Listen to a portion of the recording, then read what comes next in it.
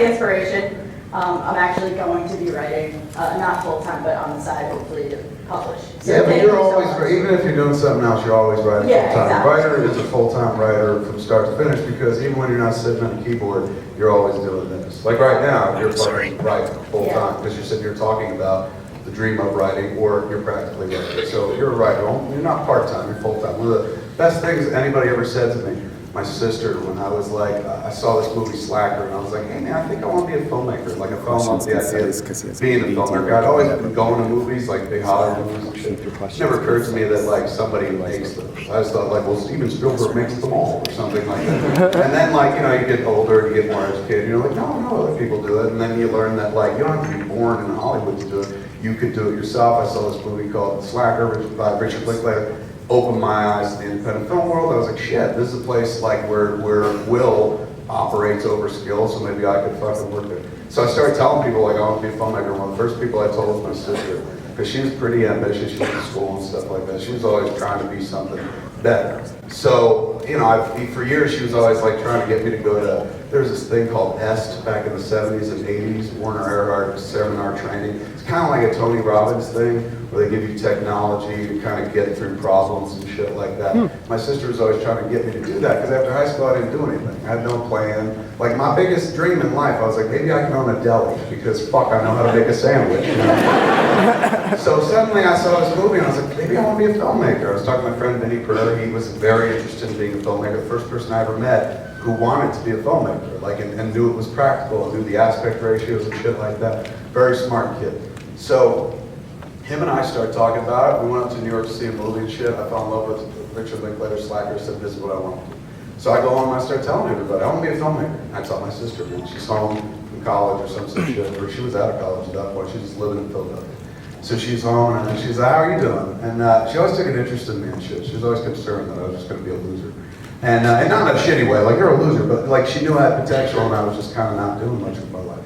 So I said, well, I saw this movie, Slacker, it really makes me want to be a filmmaker, and I've been reading up on it, so I think I'm going to be a filmmaker. And she was like, right on, be a filmmaker. And I was like, fuck yeah, man, that's what I'm going to be, is a filmmaker. I'm going to be the fuck out of a filmmaker. And she's like, yeah, go be a filmmaker then. And I was like, yes, that's what I said, yeah, we've already established that I want to be a filmmaker. She's like, then be a filmmaker. And I'm like, what are you doing to me? Fucking with my brain. And she was just like, just be a filmmaker. Stop talking about you're gonna be.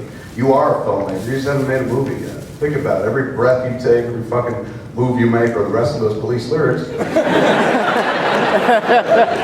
it as a filmmaker. You know, in your head and heart, that's what you are. You don't take a shit, you're a filmmaker taking a shit. And it sounded like just very like hokum. But I started applying it the next time, fucking it didn't work. Like suddenly, everything had a sense of purpose, more so than it did before. I was no longer wanting to or reaching toward, in my head and heart I was there, I just hadn't practiced it yet.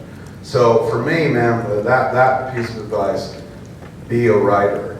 You're not a part-time writer. You're a fucking writer all the way. When the muse bites you, not Jason Mewes, the muse. Although when he bites you, it's fucked up too. But when the muse bites you, man, you gotta heed that, because not everybody gets that bite. You know, some people don't want to fucking tell stories or be in front of people or fucking express themselves and shit like that. But the people that do, it's weird. You hear that voice they talk about in that fucking song from the Muppet movie. Always makes me tear up at that point in the song. Rainbow Connection. They go, there's a point toward the end of the song where they go, have you been half asleep and have you heard voices? I hear them calling my name. That fucking shit haunts you. Like there's a voice that pops up probably inside of you that's just like, right, why not you? Why them? You have something to say. Your opinion is just as valid as anybody else's. You're fucking important. You should express yourself. And once that starts, it's a wonderful thing. Problem is, it never fucking stops. It's relentless. You ever see Birdman? It's like having Michael Keaton behind you at all times. I wouldn't mind so that. It's, when it calls, you gotta fucking heed it, man. Because How's it going, everybody? Marc here. First off, thank you all so much for watching. I really appreciate it, as always. I wanted to share something with you guys real quick. I made 2 videos recently that I wanted to post on my YouTube channel. Me reacting to the Hateful Eight trailer, and also me riffing this old high school media project I did in 2012 called Writer's Block. I posted it on here once. Kind of like that old TV show, Mystery Science Theater 3000, where you know they make fun of the movie as they watch it.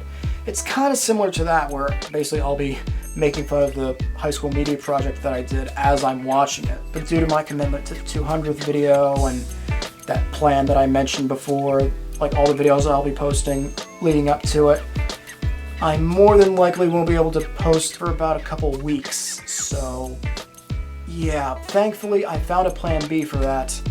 I just set up a profile on a video sharing website called Zipcast. It's very similar to YouTube. It's a video sharing website. In fact, the layout for it is like very similar to how YouTube looked like years and years ago. But thankfully the copyright rules for that website aren't that strict.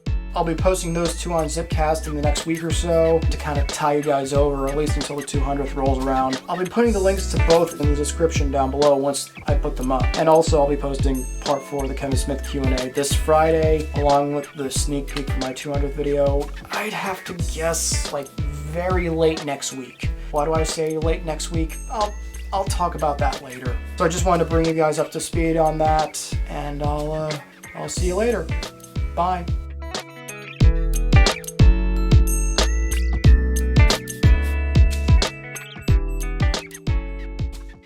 Subscribe!